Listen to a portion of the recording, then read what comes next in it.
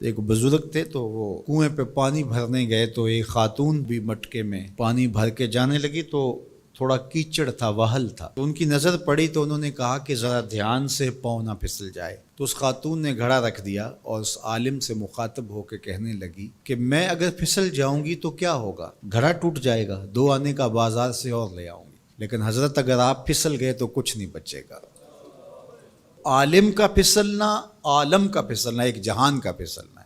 حضرت عمر رضی اللہ تعالیٰ عنہ نے فرمایا تین چیزیں اسلام کی عمارت کو ڈھا دیتی۔ پہلی چیز ذلت العالم، عالم کا پھسل جانا۔ جب عالم پھسلتا ہے تو معاشرہ پھسلتا ہے۔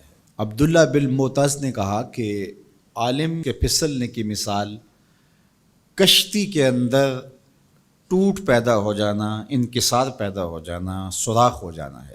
چونکہ کشتی کے اندر جب سوراخ ہوتا ہے تو پھر کشتی بھی ڈوبتی ہے اور کشتی کے اوپر جو بیٹھے ہوئے ہوتے ہیں وہ بھی ڈوب جاتے ہیں۔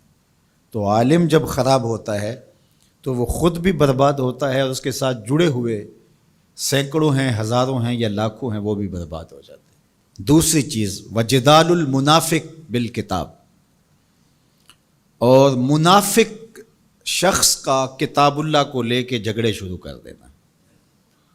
منافقین جن کے اندر نفاق بھرا ہوا ہے وہ مفسر بن جائیں، وہ قرآن لے کے بیٹھ جائیں اور لوگ ان کے فالوور بن جائیں اور وہ لوگوں کو گمراہ کر رہے ہوں۔ جب کسی قوم کے اندر منافق ممبر و محراب کے مالک بن جاتے ہیں اور وہ قرآن سے لے کر مجادلے کر رہے ہوتے ہیں تو قومیں برباد ہو جاتی ہیں۔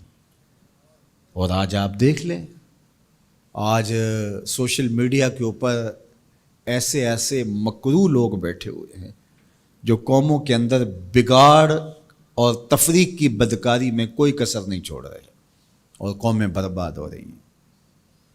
اللہ تعالیٰ نے قرآن مجید میں فرمایا لوگوں میں سے کچھ ایسے لوگ بھی ہیں کہ جن کی باتیں ایسی ہیں کہ تمہارے دل کو لگیں کہ واہ واہ کیا بات کر رہا ہے، لیکن وہ الد الخصام ہیں، وہ انتہائی لوگوں کے اندر فساد برپا کرنے والے ہیں، لوگوں کے اندر شر پیدا کرنے والے۔